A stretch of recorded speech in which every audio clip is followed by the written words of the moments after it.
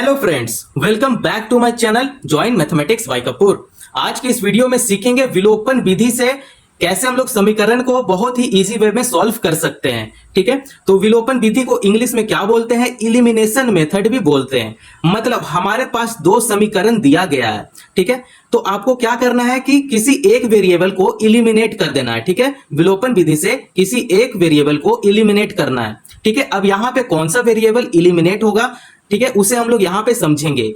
तो ये पहला समीकरण इसे मान लेते हैं और इसे दूसरा समीकरण मान लेते हैं। इक्वेशन है, ठीक है, समीकरण को इंग्लिश में क्या बोलते हैं? इक्वेशन बोलते हैं। ठीक है, इक्वेशन 1 एंड इक्वेशन 2। यहां पे एक वेरिएबल को कैंसिल करना है। ये कौन सा वेरिएबल यहां पे कैंसिल होगा? तो यहां पे लिखेंगे समीकरण, ठीक है, समीकरण एक और समीकरण को शॉर्ट में ऐसे लिखेंगे। ठीक है, समीकरण दो को जोड़ने पर, ठीक है। अब देखो समीकरण एक और समीकरण दो को यहां पे जोड़ेंगे। ठीक है, तो चलिए आगे समझते हैं इसे। 3x प्लस 2y बराबर 16 है ना। तो सेकंड इक्वेशन क्या है? यहां पे लिखेंगे 5x माइनस 2y बराबर 4 है। ठीक है, अब यहां पे देखो इसे हम लोग क्या कर रहे हैं? जोड़ रहे हैं। ठीक है, तो यहां पे देखो, यहां पे कोई भी साइन नहीं है। ठीक है, यहां पे कुछ भी साइन नहीं देखने को मिल रहा है, तो मतलब ये जो साइन है किसमें है? ये प्लस में साइन है। उसी प्रकार यहां पे देखो माइनस है, तो जब भी हम लोग जोड़ते हैं साइन होता है वो साइन बदल जाता है। ठीक है, तो देखो ये हो गया माइनस में, माइनस से बदल कर किस में आएगा? प्लस में आ जाएगा। उसी प्रकार यहां पे देखो कुछ भी साइन नहीं है, इसका मतलब ये जो साइन है किसमें है? प्लस में साइन है ना। तो देखो अब यहां पे प्लस माइनस, यहां पे एक वेरिएबल कैंसिल हो गया। अब जो भी बचा उसे हम लोग यहां पे लिख लेंगे। ठीक है, तो देखो यहां पे जोड़ना है तो 3x प्लस 5x करेंगे तो ये कितना हो जाएगा? 8x हो जाएगा। उसी प्रकार यहां पे जोड़ना है तो 16 प्लस 4 करेंगे तो कितना होगा? 20 हो जाएगा। ठीक है, अब यहां पे देखो, यहां से x का वैल्यू हम लोग पता कर सकते हैं, तो यहां पे लिखेंगे x बराबर 20 लिखेंगे, बटा का साइन लगाएंगे। ये जो 8 गुना में है इसे भागा में ले लेंगे क्योंकि ये बराबर है। ठीक है, तो ये बराबर का तरफ जाएगा तो ये भाग में आ जाएगा। अब इसे हम लोग यहां पे सॉल्व कर लेते हैं बहुत ही इजी तरीके से। तो ये 2 से कैंसिल होगा, 2 4 जा 8 हो गया, और ये कैंसिल हो जाएगा, 2 10 जा 20 हो गया। फिर इसे 2 से कैंसिल कर देंगे, 2 2 जा 4 हो गया। फिर इसे 2 से कैंसिल करेंगे, 2 5 जा 10 हो गया। मतलब x का जो वैल्यू आया है, कितना वैल्यू आया है? 5/2 आ गया। ठीक है, इतना बात समझ में आ गया। x का वैल्यू कितना आया? 5/2 आया। तो x का वैल्यू किन्हीं दो समीकरण में पुट करेंगे ताकि मेरा y का वैल्यू पता चल जाए। ठीक है, तो यहां पे देखो, इसे हम लोग यहां पे सॉल्व करते हैं, क्या होता है। अब x बराबर 5/2 को पहले समीकरण में रखें। ठीक है, पहले समीकरण में रखें। अब यहां पे देखते हैं कि इसे क्या करेंगे? पहले समीकरण में रखेंगे। आप दूसरे समीकरण में भी आप रख सकते हैं, आपकी मर्जी। ठीक है, तो इसमें पहले समीकरण में इसे रखते हैं x का वैल्यू को, तो लिख लेंगे पहला समीकरण 3x प्लस 2y बराबर 16 है।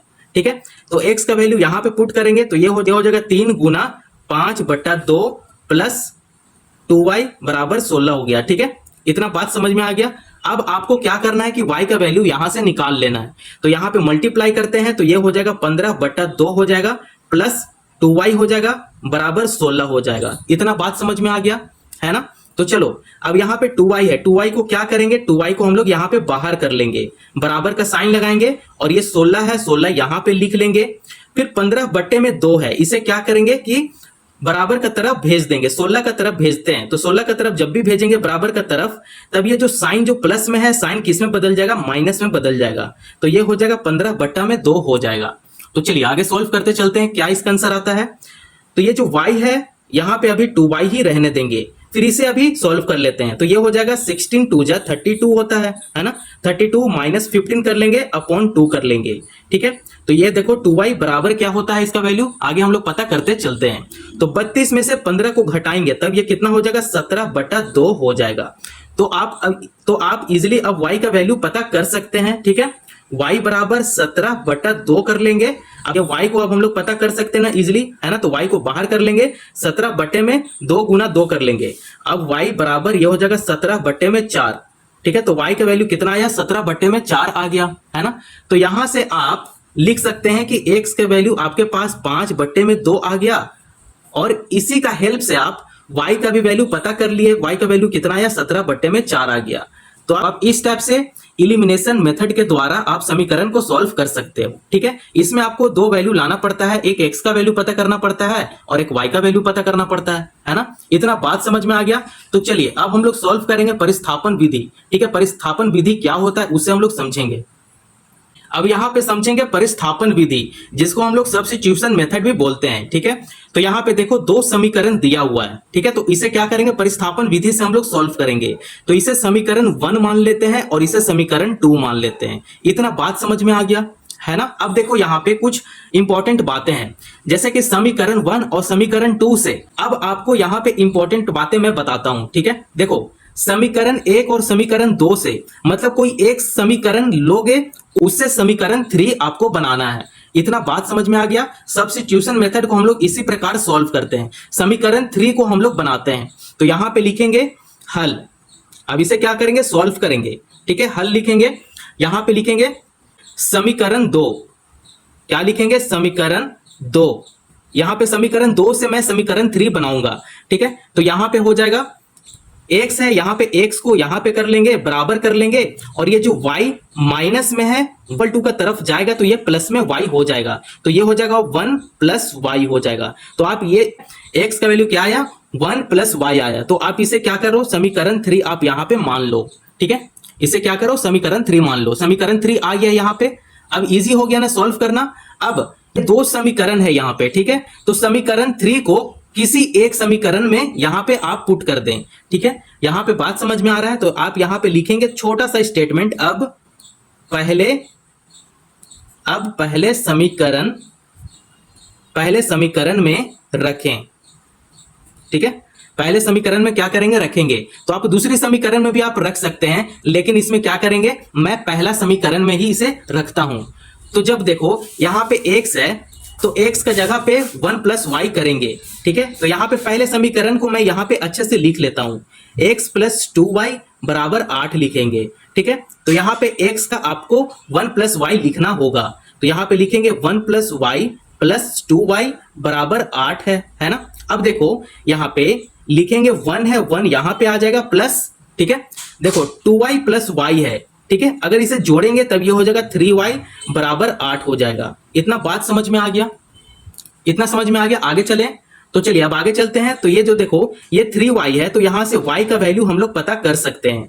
तो ये 3y को बाहर कर लेंगे, बराबर कर लेंगे, और ये जो 8 है 8 को यहां लिख देंगे, और ये जो 1 है 1 को क्या करेंगे, कांस्टेंट का तरफ, नंबर का तरफ भेजते हैं। इतना आप अपना दिमाग में रखना, ठीक है। तो ये देखो ये 8 है और ये देखो 1 है, 1 को क्या करेंगे कि इक्वल टू का तरफ भेजेंगे, ठीक है। तो ये हो जाएगा 8 माइनस 1 हो जाएगा। तो ये जो प्लस में साइन है वो माइनस में बदल जाएगा, ठीक है। तो ये हो जाएगा 3y बराबर 7। तो यहां से y का वैल्यू हम लोग यहां से पता कर सकते हैं ना, क्या होगा, y बराबर 7/3 आ गया, ठीक है। y का वैल्यू हम लोग पता कर लिए, क्या, 7/3।